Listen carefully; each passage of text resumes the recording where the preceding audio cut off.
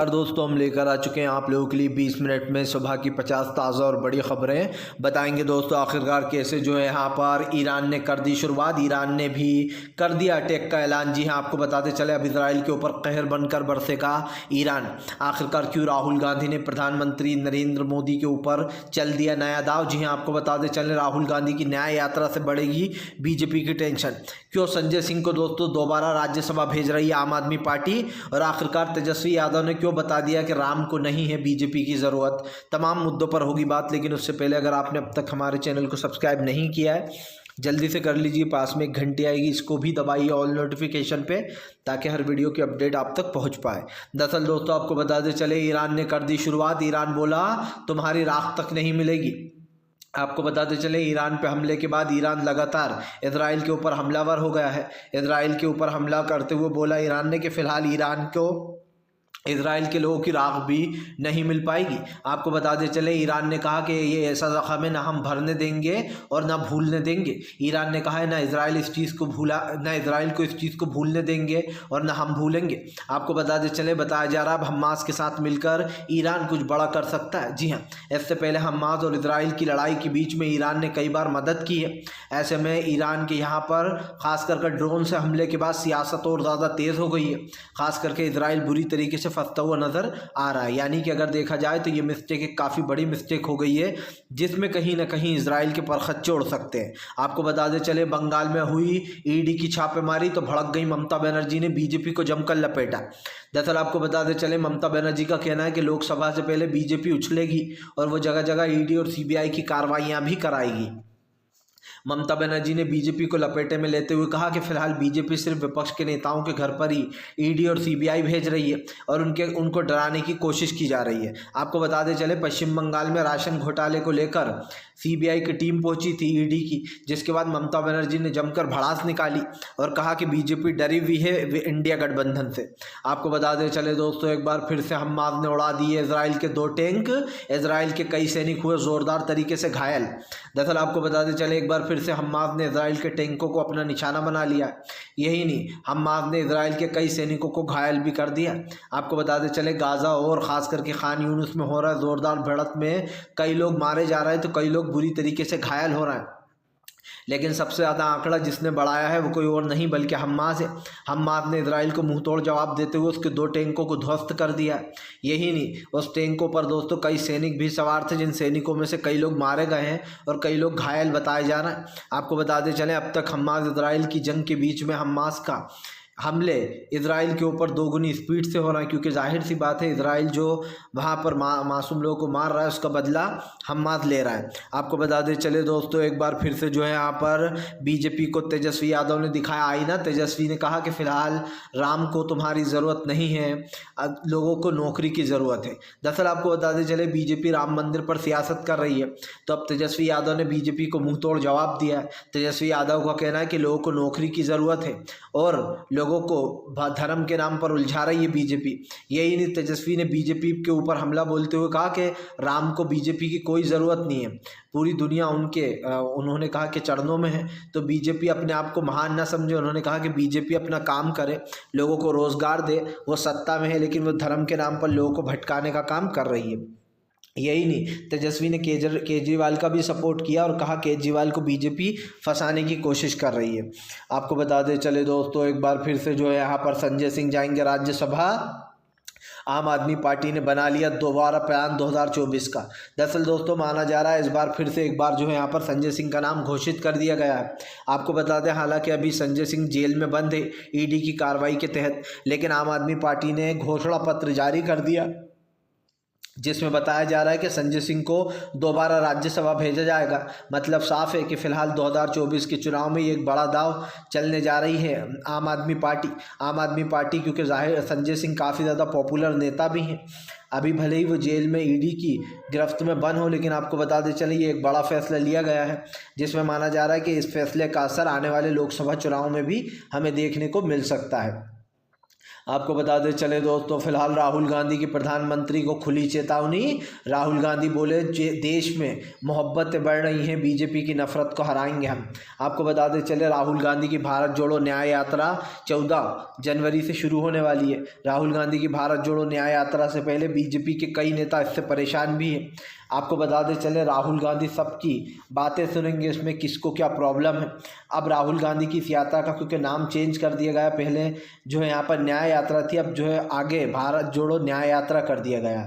जिसके बाद आपको बताते चले बीजेपी में और ज़्यादा खलबली मची हुई है, क्योंकि जाहिर सी बात है जब पिछली बार राहुल गांधी ने भारत जोड़ो यात्रा की थी लगभग 3.5 महीने तक पैदल चले थे वो, उसके बाद बीजेपी की पॉपुलैरिटी घट गई थी और राहुल की पॉपुलैरिटी बढ़ गई थी। यही कारण है जो फिर से एक बार राहुल गांधी सड़कों पर उतरने को तैयार है।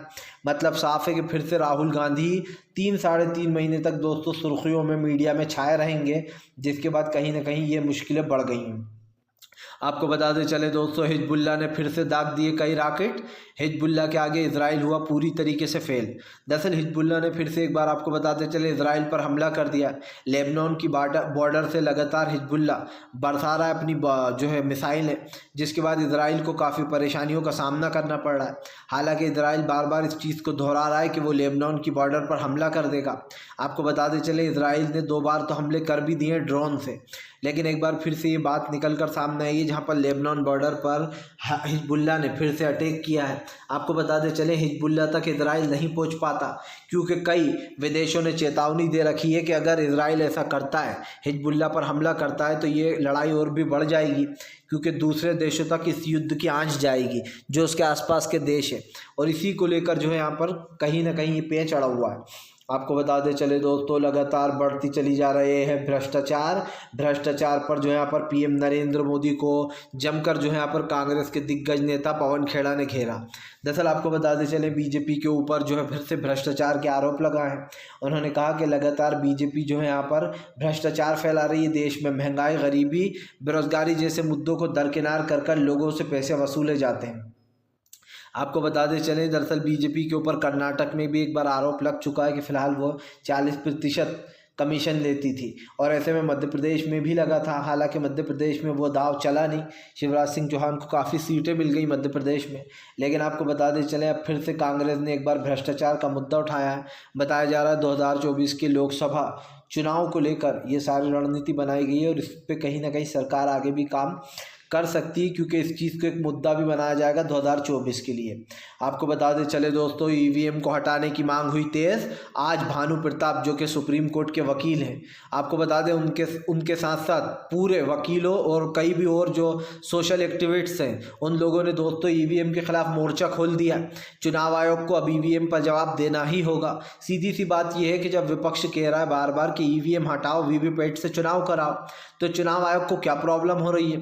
चलिए ये भी नहीं तो विपक्ष ने एक आइडिया दिया कि अगर आप ईवीएम से चुनाव कराना चाहते हो तो फिर आपको एक चीज़ करना होगी, वो ये कि जो पर्ची हमें सिर्फ 7 सेकंड के लिए दिखती है, जो लोग वोट डालने जाते हैं, कि हमने जो बटन दबाया वो सही दबा या नहीं, उस पर्ची को बाहर निकाल के दिया जाए, और जो वोटर है वो अपने हाथ से उस पर्ची को एक बॉक्स में डालेगा, ताकि ईवीएम के साथ साथ उस बॉक्स की भी गिनती हो सके जो पर्चियाँ हैं। जाहिर सी बात है दोस्तों, इससे जो लोगों के मन में भ्रम है, या फिर जो भी कह सकते हैं ईवीएम में सच में घोटाला होता है या नहीं होता है, ये तो खैर वक्त ही बताएगा। लेकिन एक चीज़ साफ है कि ईवीएम का मुद्दा अब तुल पकड़ रहा है और चुनाव आयोग पर सवाल उठने लगे हैं, और चुनाव आयोग को सवाल का जवाब देना भी चाहिए, क्योंकि लोकतंत्र के लिए बहुत ज़रूरी है। अगर लोकतंत्र को बचाना है, डेमोक्रेसी को बचाना है दोस्तों, तो ईवीएम को हटाना आवश्यक हो गया, क्योंकि अब ज़्यादा से ज़्यादा लोग इस चीज़ पर अपनी खास करके प्रतिक्रियाएं भी दे रहे हैं, और ये भी कह रहे हैं कि ईवीएम को हटा दो, क्योंकि ये एक बड़ा मुद्दा बनता चला जा रहा है, और चुनाव आयोग को हटाना चाहिए ताकि लोगों का विश्वास वापस से लौट जाए चुनाव आयोग के ऊपर। आपको बता दें चले दोस्तों, जम्मू कश्मीर में फिर से एक बार मुठभेड़, आतंकी हमला, भड़क गई महबूबा मुफ्ती। दरअसल आपको बता दें चले जम्मू कश्मीर में फिर से एक बार मुठभेड़ चल रही है हमारे भारत के नौजवान और ख़ास करके पाकिस्तान के आतंकवादियों के बीच में। जिसके बाद आपको बता दें चले महबूबा मुफ्ती ने सरकार को घेर लिया है। महबूबा मुफ्ती ने कहा कि बीजेपी ने दावे किए थे कि 370 हटाने के बाद हमारे देश में कोई आतंकी हमला नहीं होगा, लेकिन उन्होंने कहा कि जब से 370 हटाए तब से जम्मू और कश्मीर में और भी ज़्यादा हमले बढ़ गए हैं। महबूबा मुफ्ती ने बीजेपी के ऊपर आरोप लगाया है कि बीजेपी सिर्फ राम मंदिर पर सियासत कर रही है, लेकिन वो ये नहीं देख रही है कि जम्मू और कश्मीर के हालात बद से बदतर होते चले जा रहे हैं, क्योंकि वहाँ पर आए दिन किसी की भी टारगेट किलिंग हो जाती है, जिसके बाद जाहिर सी बात है ये मैटर काफ़ी बड़ा हो जाता है। और इसी को लेकर महबूबा मुफ्ती ने बीजेपी के ऊपर जमकर भड़ास निकाली और कहा कि बीजेपी इस मैटर से भागने की कोशिश करती है ताकि वो बच सके। आपको बता दें चले दोस्तों, अखिलेश यादव ने मोदी सरकार पर उठाए सवाल। अखिलेश बोले विपक्ष के घर पर ही क्यों जा रही है ईडी, आखिरकार बीजेपी के नेता क्या दूध के धुले हैं। आपको बता दें चले, अखिलेश यादव ने कहा कि बीजेपी अभी सत्ता में है, खास करके दोस्तों लोकसभा केंद्र में है, तो बीजेपी अपनी मनमानी कर रही है। उन्होंने कहा कि फिलहाल सिर्फ विपक्ष के नेताओं के घर पर सीबीआई और ईडी के छापे पड़वाकर बीजेपी को लग रहा है कि वो बहुत महान काम कर रही है, या फिर वो जनता को ये बता रही है कि हमसे ईमानदार पार्टी और कोई सी नहीं है, तो बहुत बड़े गलत फहमी में है। यही नहीं, यहाँ पर भड़ास निकालते हुए ये भी कहा गया है कि फ़िलहाल बीजेपी की जो एक नीयत है वो साफ दिखाई दे रही है। दरअसल दोस्तों, इससे पहले भी मैंने आपको बताया था कि ईडी और सीबीआई को लेकर कई टंटा चल रहा था, लेकिन अब फिर से एक बार इस मसले को उठाया गया है। खास कर ये कहा जा रहा है कि ईडी और सीबीआई के बल पर बीजेपी राजनीति कर रही है, और इसीलिए सिर्फ विपक्ष के घर पर ही ईडी और सीबीआई जाती है। 2010 के बाद से ईडी और सीबीआई की जो दोस्तों एक कह सकते हैं कि लोग जो इज्जत करा करते थे, वो इज्जत कहीं ना कहीं चली गई है, क्योंकि अब सबको सच में ये लगता है कि ईडी और सीबीआई का दुरुपयोग होता है। आपको बता दें चले दोस्तों, फिलहाल इस बार हमास और इजराइल की जंग के बीच में तुर्की लेगा बड़ा फैसला। तुर्की ने 34 एजेंडों को पकड़ लिया है जो कि जासूस थे इजराइल के।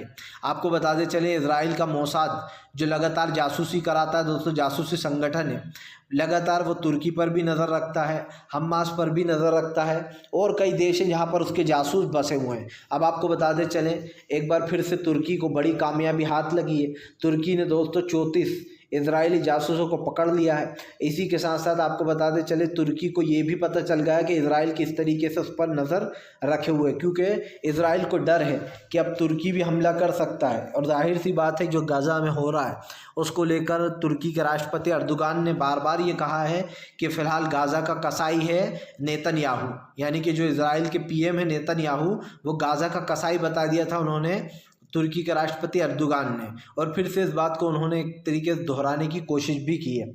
आपको बता दें चले दोस्तों, फिलहाल एक बार फिर से जो है यहाँ पर बंगाल में हुई सियासत तेज़। दरअसल आपको बता दें चले, अब ममता बनर्जी पर यह आरोप लगाया जा रहा है कि ममता बनर्जी मुस्लिम नेताओं के लिए, मुस्लिम मंत्रियों के लिए जगह खाली करवा रही हैं, जबकि ऐसा कुछ भी नहीं है दोस्तों पार्टी में। आपको बता दें चले, ममता बनर्जी ने कहा कि फ़िलहाल बीजेपी के पास और कुछ काम नहीं है, वो इधर उधर की बातें करती है और ईडी और सीबीआई के छापे पड़वाती है। दरअसल महुआ मोहित्रा ने ममता बनर्जी का साथ दिया। महुआ मोहित्रा ने बीजेपी पर जमकर भड़ास निकाली है। आपको बता दें चले, महुआ मोहित्रा की सांसदी भी जा चुकी है। अभी हाल ही में उनके ऊपर आरोप लगा था कि उन्होंने अपनी संसद टीवी की आईडी किसी और को दी थी, और जो कि लॉगिन भी हुई थी 2-3 बार। इसी को लेकर महुआ मोहित्रा को सस्पेंड कर दिया गया था लोकसभा से, लेकिन इसको लेकर अब ममता बनर्जी के साथ आ गई है महुआ मोहित्रा। उन्होंने बीजेपी को जमकर लपेटा है। उन्होंने कहा कि फ़िलहाल जो लोग आज सियासत कर रहे हैं उनका राम मंदिर से कुछ भी लेना देना नहीं है, क्योंकि ना उन्होंने पैसे दिए हैं दोस्तों, और ना ही जो है ये फैसला उनका है। राम मंदिर का फैसला सुप्रीम कोर्ट ने दिया, और पैसा जो है दोस्तों वो जनता ने दिया चंदा करके। तो जाहिर सी बात है, राम मंदिर पर प्रधानमंत्री का हक कहाँ से होगा।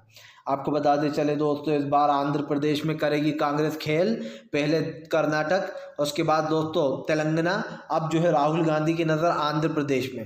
दरअसल आपको बता दें चले दोस्तों, YSR जो शर्मिला जी जो है वो उसमें शामिल हो गई कांग्रेस में। आपको बताते चले, जगन रेड्डी मोहन की जो बहन है, उन्होंने कांग्रेस में अपनी पार्टी का विलय कर दिया, जिसके बाद माना जा रहा है आंध्र प्रदेश में अब बड़ा खेल हो सकता है। क्योंकि आपको बताते चले दोस्तों, बीजेपी जो 400 का नारा दे रही है, दक्षिण में तो वो कहीं भी नहीं है। दक्षिण से तो बीजेपी गायब ही हो चुकी है। आप देख लीजिए, कर्नाटक, तेलंगाना, तमिलनाडु, और जो है यहाँ पर अभी हाल ही में आंध्र प्रदेश, बीजेपी कहीं भी नहीं है। यही कारण है जो हिंदी राज्यों में बीजेपी की सरकारें ज़्यादा हैं। लेकिन अगर हम बात करें दोस्तों जो दक्षिण की, तो वहाँ पर कांग्रेस का दबदबा दिखाई दे रहा है, और कांग्रेस से बीजेपी एक सबक ले रही है कि अगर 400 सीटें लाना है तो हमें कुछ तो करना होगा दक्षिण में भी। लेकिन सवाल यही है दोस्तों कि इनको कैसे पता चल जाता है कितनी सीटें आने वाली हैं। तो EVM का कुछ तो गेम है। आपको बताते चले दोस्तों, आखिरकार फिर से एक बार जो है यहाँ पर इजराइल और हमास की लड़ाई के बीच में जो है यहाँ पर दोस्तों लग सकता है सीज़ फायर को लेकर लगातार मांग कर रहा है इजराइल। जी हाँ, आपको बताते चले दोस्तों, इजराइल सीज़ फायर को लेकर मांग कर रहा है और कह रहा है कि फ़िलहाल सीज़ फायर जल्दी कराया जाए। दरअसल दोस्तों, इस वक्त जो है यहाँ पर मुश्किलें काफ़ी बढ़ गई हैं और ये मुश्किलें दोस्तों साफ दिखाई दे रही है कि इस वक्त टेंशन हो गई है, क्योंकि जाहिर सी बात है दोस्तों, फ़िलहाल आने वाले समय में काफ़ी कुछ होने वाला है जिसको लेकर ये परेशानियां बढ़ती हुई नज़र आ रही हैं। आपको बता दें दोस्तों, फ़िलहाल काफ़ी कुछ जो है यहाँ पर चेंजेस हो रहे हैं और आने वाले समय में जो है यहाँ पर और भी कुछ हमें देखने को मिल सकता है। कहीं ना कहीं दोस्तों एक चीज़ साफ़ हो गई है कि फ़िलहाल इजराइल और हमास के इस हमले के बीच में एक बड़े पैमाने पर जो है यहाँ पर ये वो हो रही है और आगे भी जो है यहाँ पर इस पर कई फैसले लिए जा सकते हैं। आपको बताते चले दोस्तों, एक बार फिर से जो है यहाँ पर इजराइल और हमास की जंग के बीच में जो है यहाँ पर दोस्तों भारत भेज सकता है मदद। दरअसल गाज़ा में सबसे ज़्यादा मदद की ज़रूरत है और ऐसे में बताया जा रहा है कि फ़िलहाल भारत सरकार जो है वो गाज़ा में मदद भेज सकती है। आपको बताते चले, हमारे भारत से 2 बार गाज़ा को मदद जा चुकी है, अब तीसरी खेप भेजने की तैयारी चल रही है। दरअसल आपको बताते चलें, खान यूनिस और गाज़ा के हालात काफ़ी ख़राब हो चुके, अगर देखा जाए तो वहाँ के लोगों के पास खाने को खाना और पीने को साफ़ पानी तक नहीं है और इसी टेंशन में कहीं ना कहीं कई देश हैं, जैसे कि तुर्की हुआ, भारत हुआ, हमारा देश भारत हुआ, और भी कई बड़े देश हैं जो मदद भेज रहे हैं। लेकिन वही है दोस्तों कि उन मदद से पूरा पड़ नहीं रहा है अभी फ़िलहाल, क्योंकि वहाँ पर काफ़ी ऐसी चीज़ें हैं जो मुहैया कराना बाकी हैं। उन चीज़ों की वजह से मौतें भी हो रही हैं, हॉस्पिटल्स में भी कई चीज़ें हैं जिसका कहीं ना कहीं जिक्र हो रहा है। आपको बताते चले दोस्तों, एक बार फिर से जो है यहाँ पर बीजेपी के ऊपर भड़के अरविंद केजरीवाल बोले हमारी ईमानदारी से जलती है बीजेपी, क्योंकि बीजेपी सिर्फ लोगों से वोट तो मांग लेती है लेकिन कुछ काम नहीं करती। दरअसल दोस्तों, अब बीजेपी के ऊपर फिर से केजरीवाल भड़क गए। केजरीवाल का कहना है कि बीजेपी हमारी ईमानदार पार्टी पर इल्ज़ाम लगा रही है, जबकि हमारी पार्टी में कोई भी घोटालेबाज नहीं है। सीधी सी बात यह है दोस्तों कि इस वक्त जो हो रहा है उसको लेकर कहीं ना कहीं भड़कते हुए यहाँ पर नज़र आए हैं केजरीवाल, क्योंकि उनको उनकी गिरफ्तारी की तलवार उनके सर पर लटक रही है। बीजेपी केजरीवाल को फंसाने का पूरा काम कर रही है, ये बात बार बार केजरीवाल दोहरा रहा है। अब देखना यह है कि केजरीवाल की गिरफ्तारी होती है या फिर नहीं होती है। आपको बताते चले दोस्तों, एक बार फिर से जो है यहाँ पर भारत जोड़ो यात्रा में इंडिया गठबंधन के तमाम बड़े चेहरे आएंगे नज़र। राहुल गांधी की भारत जोड़ो न्याय यात्रा से कई बड़ी उम्मीदें हैं लोगों को। दरअसल आपको बताते चले, इंडिया गठबंधन के तमाम लोग इसमें हिस्सा लेंगे। बताया जा रहा है नीतीश कुमार, तेजस्वी यादव, अखिलेश यादव, अरविंद केजरीवाल और भी बड़े नेता दोस्तों जो हैं पार्टी के, फारूक अब्दुल्ला, महबूबा मुफ्ती, ये सब लोग भारत जोड़ो यात्रा में नजर आएंगे। दरअसल एक इसको शक्ति प्रदर्शन भी कह सकते हैं हम कि 2024 से पहले कांग्रेस एक शक्ति प्रदर्शन दिखाने वाली है, जहां पर ये माना जा रहा है कि फिलहाल आने वाले इलेक्शंस में काफ़ी कुछ बदलाव हमें देखने को मिल सकता है, क्योंकि इंडिया गठबंधन वर्सेस एनडीए गठबंधन है, यानी कि बीजेपी वर्सेस कांग्रेस का गठबंधन होने वाला है। आपको बताते चले दोस्तों, फिलहाल एक बार फिर से जो है यहाँ पर खुली चुनौतियाँ मिलने लगी हैं बीजेपी को। जी हाँ, दरअसल आपको बताते चले, बीजेपी को एक बार फिर से खुली चुनौती दे दी गई है और ये चुनौती किसी और ने दी है दोस्तों, ये चुनौती दिग्विजय सिंह ने दी है। आपको बता दें, दिग्विजय सिंह का कहना है कि बिना ईवीएम के चुनाव कराकर देख लो, पता चल जाएगा कौन जीतता है। दरअसल आपको बताते चले, ईवीएम एक बड़े संदेह के घेरे में है, क्योंकि आपको याद होगा 2019 में जब लोकसभा का रिजल्ट आया था, उस दौरान हालांकि मैं इस न्यूज़ लाइन में नहीं था, मैं न्यूज़ लाइन में अभी आया हूं दोस्तों, लेकिन उस वक़्त ये जिक्र दोहराया गया था कि जो वहाँ पर जो आंकड़े थे इलेक्शन कमीशन की वेबसाइट पर, वो आंकड़े दोस्तों कांग्रेस के बहुत ज़्यादा थे। लेकिन जैसे ही यहाँ पर ये घोषित कर दिया गया कि बीजेपी जीती है, जिसके बाद आपको बताते चले, उन आंकड़ों के बारे में जब लोगों ने पूछा कि भैया इलेक्शन कमीशन की वेबसाइट पर तो कांग्रेस जीत रही थी लोकसभा का इलेक्शन, फिर ऐसा कैसे हो गया? तो इलेक्शन कमीशन ने उल्टा जवाब देने के बजाय दोस्तों वो आंकड़ों को ही हटा दिया अपने वहाँ से, क्या बोलते हैं, वेबसाइट से, जिसके बाद इस चीज़ पर सवाल भी उठे थे। इसीलिए दोस्तों दिग्विजय सिंह ने कहा है कि फ़िलहाल बिना ईवीएम के बीजेपी वोट करा ले, जो लोग सवाल उठाते हैं बीजेपी पर वो उठाना बंद कर देंगे। यही नहीं, ये भी कहा गया है कि फ़िलहाल इस वक्त इन चीज़ों को लेकर कहीं ना कहीं बात चल रही है और जाहिर सी बात है दोस्तों, ईवीएम एक बड़ा मुद्दा है देश का। फिलहाल अगर आपको हमारा वीडियो अच्छा लगता है तो इसको लाइक करें, चैनल पे पहली बार आए सब्सक्राइब कर लें, ताकि ऐसे वीडियोस आपको आगे भी मिलते हैं ना।